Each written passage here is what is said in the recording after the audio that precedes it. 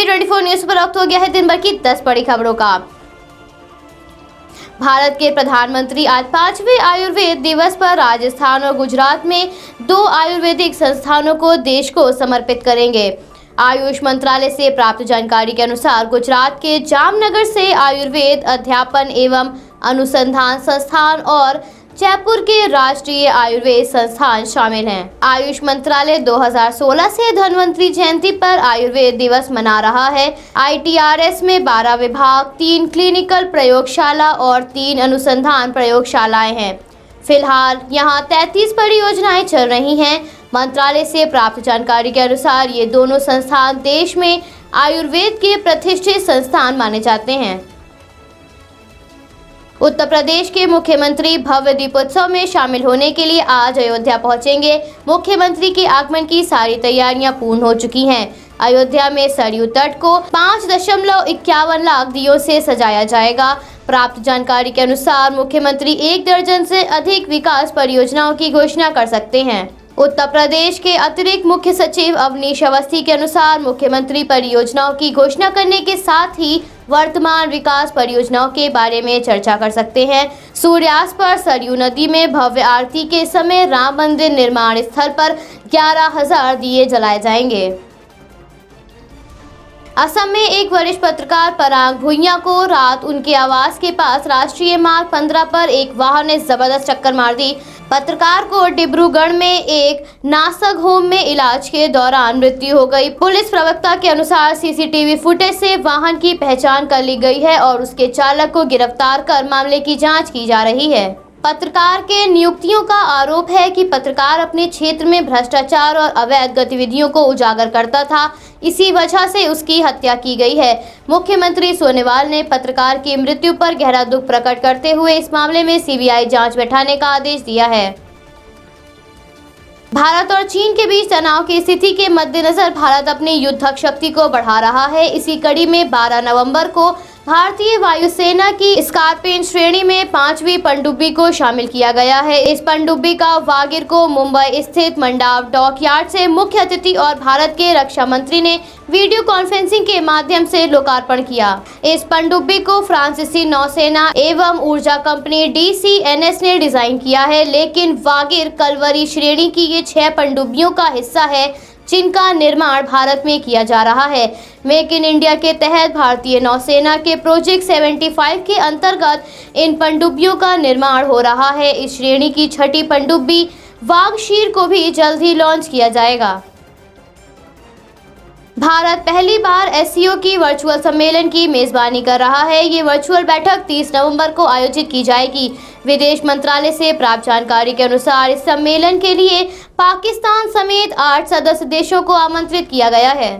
विदेश मंत्रालय के प्रवक्ता अनुराग श्रीवास्तव के अनुसार मेजबान होने के नाते भारत ने 8 SCO सदस्य देशों को आमंत्रित किया है, जिसमें पाकिस्तान, रूस, चीन, कजाकिस्तान, किर्गिस्तान, तजाकिस्तान और उज्बेकिस्तान शामिल हैं।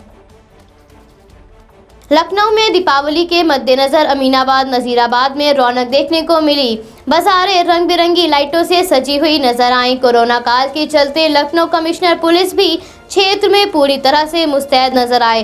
त्योहार को लेकर ACP Kaiserbagh Pankaj Kumar, inspector Aminabad Dharmendra Singh, police team व RAF के साथ क्षेत्र में पैदल गश्त करते हुए सुरक्षा बलों ने व्यवस्था की समीक्षा की। अमीनाबाद पुलिस लगातार दुकानदारों और ग्राहकों को सोशल डिस्टेंसिंग के नियमों का पालन करने के लिए दिशा निर्देश जारी कर रही है।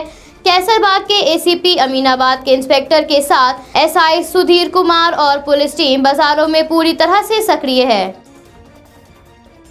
भारत में त्योहारों के मौसम में पाकिस्तान की ISI और लश्कर-ए-तैयबा के चीफ हाफिज सईद के गुर्ग भारत में बड़े आतंकी हमले की साजिश कर रहे हैं। प्राप्त जानकारी के अनुसार लखनऊ, अंबाला और राष्ट्रीय राजधानी आतंकियों के निशाने पर हैं, तो वहीं दूसरी ओर आतंकियों की बुरी नज़र भारत के लड़ाकू विमान राफेल पर भी है। खुफिया अलर्ट में महत्वपूर्ण सैन्य एवं केंद्रीय अर्धसैनिक बलों के अनुसार इस समय दिल्ली में सुरक्षा प्रबंधों को और मजबूत कर दिया गया है। मल्टी एजेंसी सेंटर में इस खुफिया अलर्ट पर भी चर्चा की गई है, जिसमें इस बात की पुष्टि की गई है कि ISI ने आतंकी संगठन लश्कर-ए-तैयबा के साथ भारत पर आतंकी हमले को अंजाम देने की योजना बना रहा है। भारत और चीन के बीच कई महीनों से चलते आ रहे तनाव की स्थिति पर अब दोनों ही देशों की सेनाओं को पीछे हटाने के प्रस्तावों पर विचार विमर्श किया जा रहा है।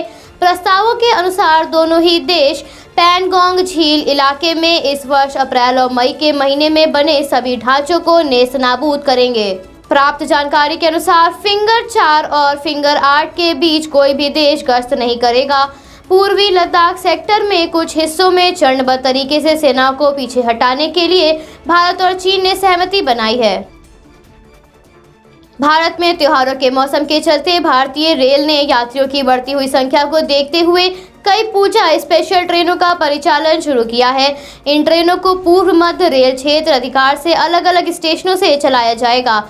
रेलवे प्रशासन द्वारा जारी शेड्यूल के अनुसार पूजा स्पेशल ट्रेन पूरी तरह से आरक्षित रहेंगी। साथ ही यात्रियों को इनमें सफर करने से पहले कोरोना प्रोटोकॉल के सारे नियमों का पालन करना होगा।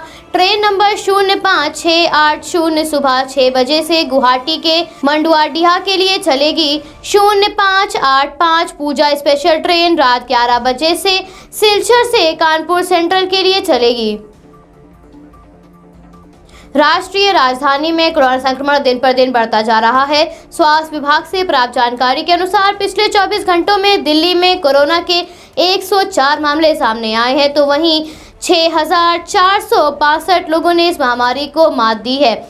दिल्ली में कोरोना के अब तक कुल 4,67,028 मामले सामने आ चुके हैं, जिसमें से 4,16,580 लोग स्वस्थ हो चुके हैं और 7,332 लोगों की इस महामारी के कारण जान जा चुकी है।